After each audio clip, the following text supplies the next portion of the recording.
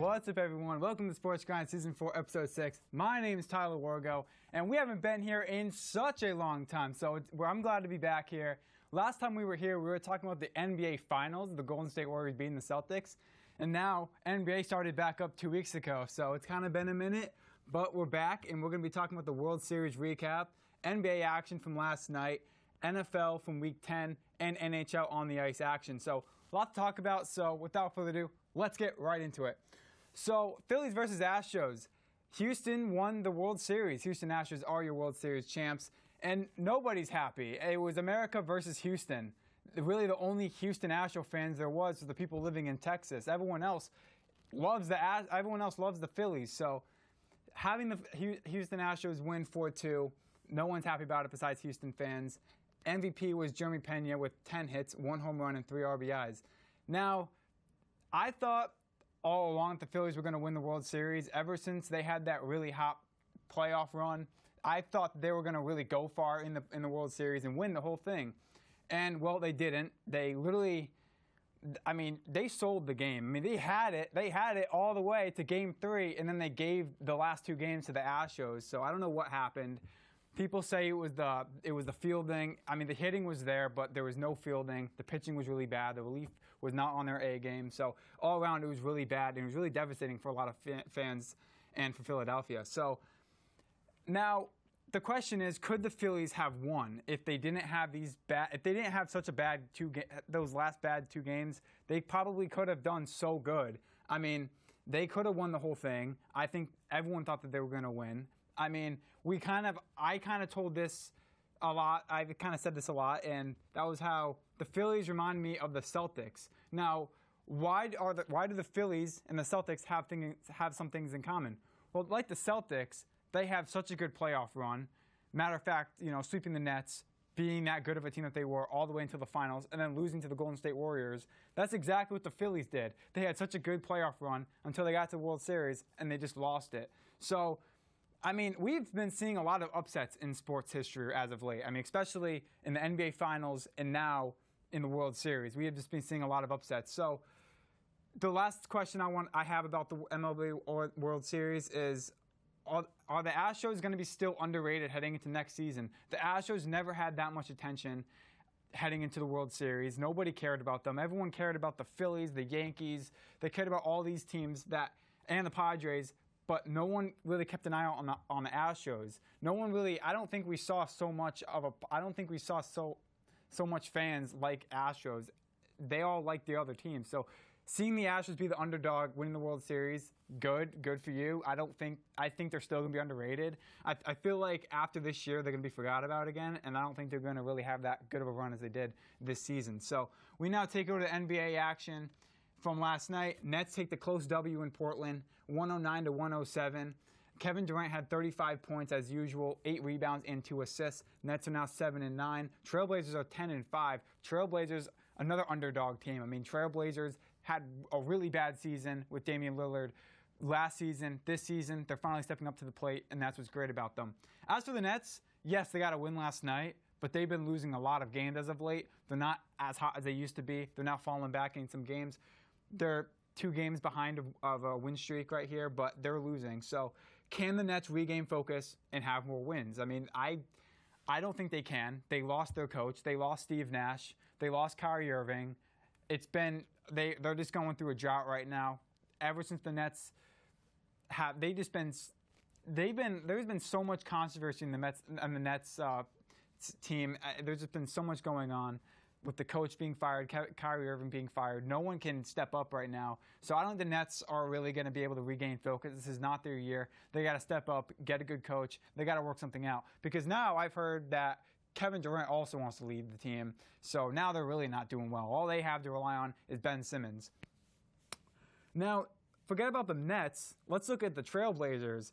Are the Trailblazers underrated? This is a really easy question to me, and that is yes. We don't even see that much talk about the Trailblazers. It's all talk about the Nets, the Celtics, the Warriors, and the Suns. No one's caring about the Trailblazers and what they're doing right now. They're 5 games ahead, so they're doing really well as of late. So, yeah, Trailblazers are doing well. We now head to Kings dominating the Spurs, 130 to 112. Man of the game was De'Aaron Fox, 28 points, 8 assists, 3 rebounds. Kings dominated the Spurs. So here's another team, the Kings. They're doing well this season. A lot of teams that we're seeing be really bad a couple of seasons back, they're finally doing well, like the Kings. As for the Spurs, they've never done good. I mean, they've lost a lot of talent as of late. These last couple of years has not been their year.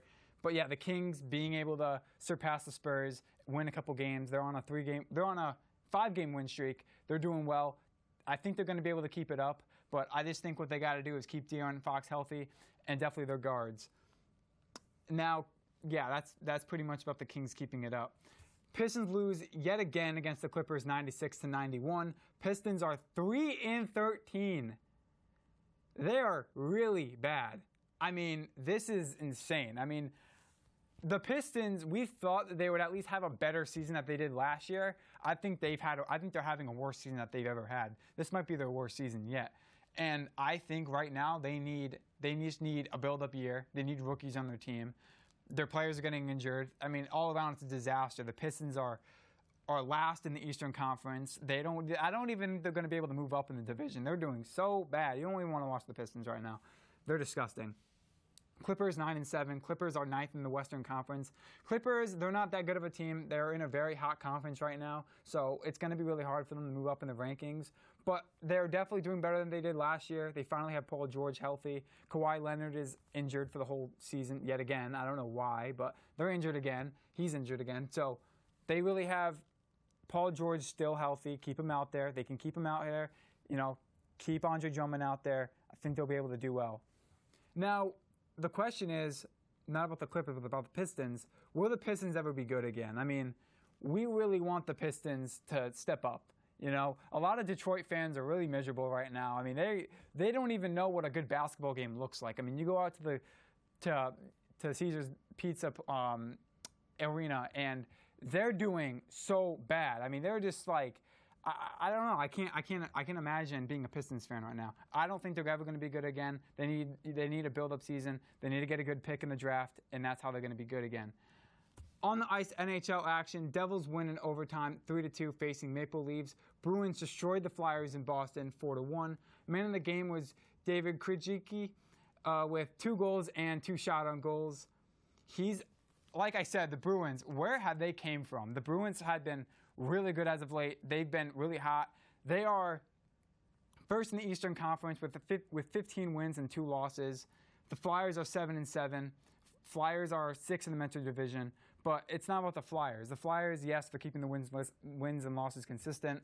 But the Bruins, they've only lost 2 games, and we're well into the NHL season. So the Bruins being able to win 15 games, no doubt their playoff potential. I mean, this is going to be the team to look at.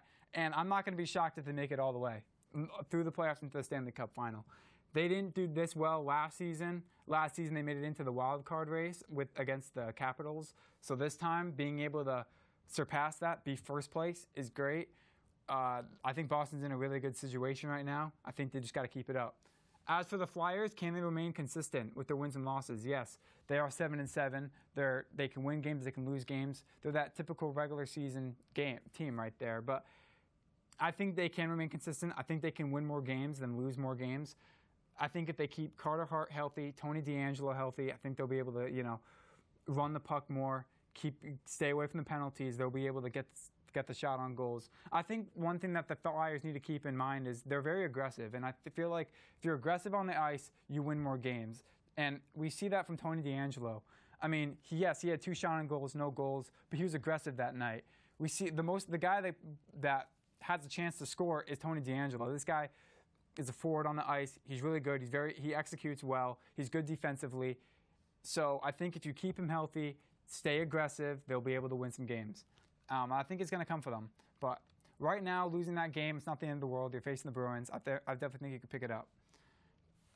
Islanders take the L facing the Predators 5-4. Kraken wins 3-2 in Seattle facing the Rangers. Now, this is kind of a shocking game considering how badly the Seattle Kraken used to be. I mean, if we were talking like the 2021-2022 season of the Kraken, they would have got destroyed against the Rangers. The Rangers are really good. You can't forget about that. The Rangers have been always good. They were good last season. I mean, it's not even a competition when you put the Rangers and Kraken together. But the Kraken won that game, shockingly, in overtime. They kept it close all the way to overtime, and then Kraken, seemed to get were able to score the last goal. Man of the game was Justin Schultz with 2 goals and 5 shot on goals. This guy is very aggressive. This guy's a rookie, so I think the Kraken made a good move with picking this guy up in the draft. He's been doing really well. I think this guy was the main reason why the Rangers lost. If this guy was on the ice, and let's say he was on the bench because of penalties, because of whatever injury, whatever, if he was on the bench during this game, Rangers could have definitely beat this Kraken by a lot. But Justin Schultz really kept the game close, and he was a deficit in this game. So Kraken, are they playoff potential? They have a really good record right now. I think they are 6-3 right now. Kraken are a great team right now. So I think their playoff potential, they just got to keep it up, keep their players healthy, be aggressive on the ice, and they'll be able to do it. Now, could the Rangers have won? Yes. Justin Schultz was on the team for the Kraken. He was no match for all the Rangers team. He was above everyone in that game. But the Rangers could have won, though. That's just one player on the Kraken. I think the Rangers could have won. I think Chris Kreider didn't get lucky with any of his shot on goals. He had 4 shot on goals. None of them were in. And as for Shesterkin, he gave up that 1 goal in overtime. He should have went all the way. He should have won. But like I said, Shesterkin have a bad game. Everyone has a bad game. But the Rangers are definitely going to bounce back from this loss, and they're going to pick it up in the next game. NFL Week 10 action. Giants take the W facing the Texans at MetLife, 24-16. Man of the game was Daniel Jones. 197 yards with 2 touchdowns is absolutely phenomenal. Daniel Jones did not have such a good season last season. The Giants are probably having the best team that they've ever had in a long time. So if you're a Giants fan out there, you're probably so happy right now, so glad to be a Giants fan because this is insane. The Giants are 7-2. Where has this came from? Daniel Jones stepped up to the plate. He regained his chemistry with the team. Saquon Barkley and Daniel Jones work out perfectly on the field. Saquon didn't do really much last game, but he's the reason why the Giants are doing so good. As for the Texans, 1-7. Another bad year for the Texans. When will they ever get good? The Texans had been having 2 slump years. They can't pick themselves up. They're sleeping out there. I don't understand what the Texans are going with.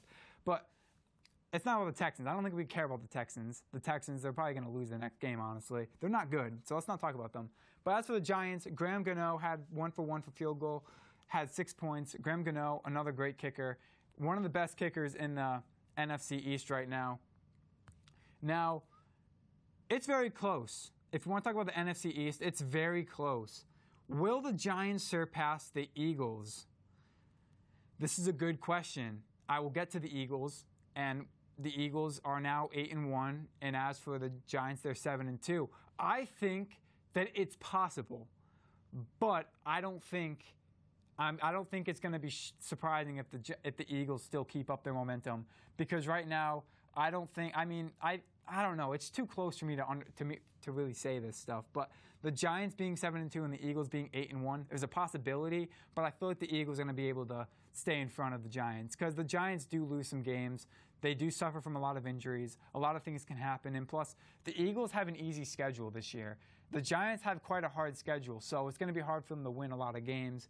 But I think the Giants are going to stay behind the Eagles, though. It's going to be really a first-place Eagles, second-place Giant team all the way into the playoffs. So now we take you over to Pittsburgh. Steelers hammered the Saints 10-20 in Pittsburgh. I don't even want to talk about it, so let's go over it. I think Andy Dalton's a great fix for the Saints. Jameis Winston needs to stay on the bench. People are debating whether he should come back in the game, but no, just keep Winston on the bench. He can't do anything. Jameis Winston can't do anything. You need Taysom Hill, Andy Dalton, Kamara. You need all of them healthy, and you better hope for Michael Thomas to come back because right now, we can't win. I don't know what it is. We cannot win. We run the ball too much. We don't throw it. Our defense is god-awful. I can't stress it enough, but we gotta step up. We have good players. We have Cam Jordan. We have all these good players. We have Callaway on our offense, but we can't get the job done. When we lose to the Steelers, who are worse than us, I have no words. So let's move on from that. Commanders defeated the Eagles, the 8-0 Eagles, 32-21. So the undefeated streak is now over. I'm kind of upset about it. I'm not an Eagles fan, but I kind of wanted to see how far the Eagles can go. I kind of thought that they were going to be the team to go like 10-0, 9-0. I thought they were going to be able to do that, but the Commanders, out of all teams, was the one to stop them. Commanders are 5-5, and as for the Eagles, they are now 8-1. Man of the game was Joey Sly, the kicker for the Commanders. He went 4 for 4 with 14 points. This guy was the man of the game, and the reason why I say he's the man of the game is because making 4 to 4 field goals. If he made 3 of the 4 field goals, 2 of the 4 field goals, the Eagles could have won this game. The reason why the Eagles didn't win was because of their defense. I think the defense of the Eagles is what's holding them back. I think Jalen Hurts did the best he can. I think the whole entire Eagles offense was fully there. I just feel like the defense was the main factor of the game.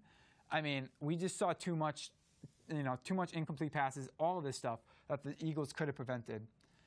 Now, the question is, will the Eagles go 8-2 heading into Week 11? And that is no. They're going to go 9-1.